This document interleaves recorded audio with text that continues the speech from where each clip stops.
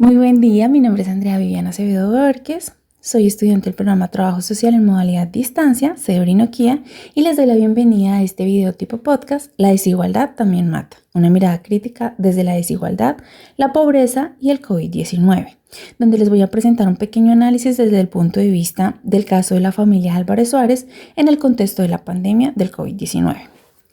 Cuando hablamos de la percepción de la problemática frente a la desigualdad y la pobreza, tenemos el caso de la familia Álvarez Suárez, que representa la realidad de muchas familias en Colombia y refleja la crudeza con que el COVID-19 golpeó a miles de ellas. Antes de la pandemia, esta familia había logrado estabilidad económica gracias a su negocio de comidas rápidas, un emprendimiento que no solo les daba ingresos a ellos, sino que también generaba empleo para 20 personas. Sin embargo, con la pandemia del COVID-19,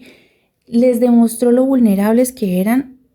la economía de los pequeños y medianos negocios frente a crisis globales, ya que debido a esta situación ellos perdieron su empresa, sus ingresos y hasta su vivienda,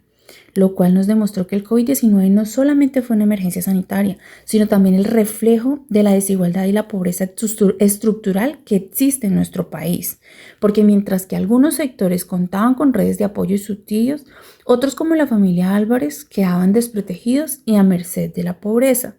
lo cual generó repercusiones a familias colombianas, repercusiones evidentes en cuanto al área económica, donde la pandemia generó el cierre de muchos negocios, lo que significó el aumento del desempleo, la pérdida del patrimonio familiar y el incremento histórico en la pobreza monetaria, porque según el DANE, en el 2021 la pobreza llegó a estar en el 42,5%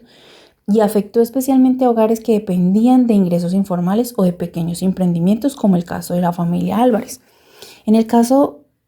de las repercusiones sociales, la pandemia también trajo consigo confinamiento, hacinamiento en las viviendas, deterioro de la salud física y mental y el incremento de la violencia intrafamiliar. También hizo evidente la limitación del acceso a la educación virtual. En el ámbito político, la crisis dejó en evidencia que existe un sistema de protección social precario, que hay insuficiente cobertura de programas de ayuda y sobre todo que hay desigualdad en la distribución de los recursos públicos.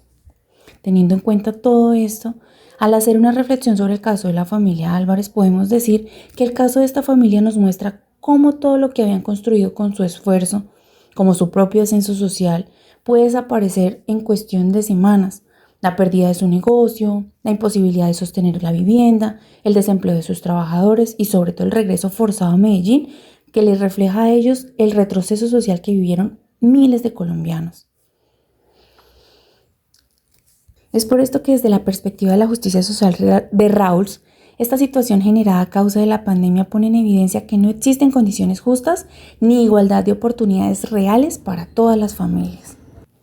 Así que es por esto que al realizar una exploración e identificación de la problemática, podemos decir que la pandemia generó una crisis global donde sus impactos fueron más fuertes en países con altos niveles de desigualdad como Colombia, donde trajo causas como cierres económicos por la pandemia, debilidad de las políticas públicas, dependencia de ingresos informales, altos costos urbanos y ausencia del respaldo a los pequeños empresarios. Y como consecuencia de ello podemos evidenciar una pobreza creciente, la pérdida de movilidad social, el aumento de los hacinamientos y los contagios, la desprotección familiar, la precarización laboral y la vulneración del derecho a la salud física y mental. Por eso, al conectar conceptos y problemáticas, conceptos claves como pobreza, desigualdad, vulnerabilidad, justicia social, economía social, con hechos concretos como los presentados en el caso de la familia Álvarez, al realizar el cierre del negocio, el desempleo de 20 personas, la pérdida de la vivienda, los hacinamientos, los contagios, el deterioro de la salud física y mental. Por esto podemos decir que todo esto lo podemos enlazar con teorías críticas sobre desigualdad y urbanismo, donde Amartya Sen nos señala que la pobreza no solo es la falta de ingresos, sino también la carencia de capacidades reales para vivir con dignidad, como la familia Álvarez perdió no solo dinero, sino la libertad de decidir sobre su propio proyecto de vida. Por otra parte, Lora, Anaya y Pinedo en el 2020 plantean que la pandemia evidenció la necesidad de fortalecer la economía social como una herramienta de resiliencia. Sin estas alternativas, familias como la Álvarez quedaron expuestas a un colapso económico y emocional. Y finalmente, desde el urbanismo y la desigualdad, el contexto urbano de Bogotá encarece la vida y acentúa la vulnerabilidad. Cuando los ingresos desaparecieron, el costo del arriendo y la vivienda se convirtieron en una trampa de pobreza para la familia Álvarez. Así que el reflejo de todo lo que le sucedió a esta familia es el reflejo de muchas familias colombianas. Por eso, al hacer una reflexión final sobre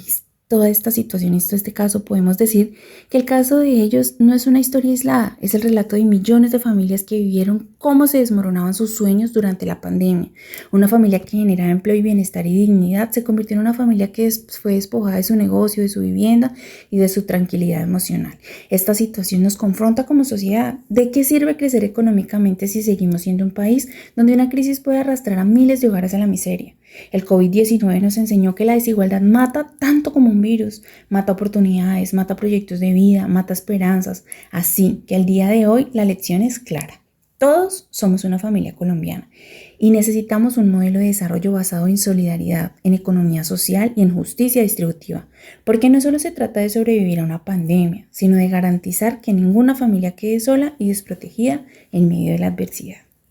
Muchísimas gracias por su atención. Hasta una próxima oportunidad.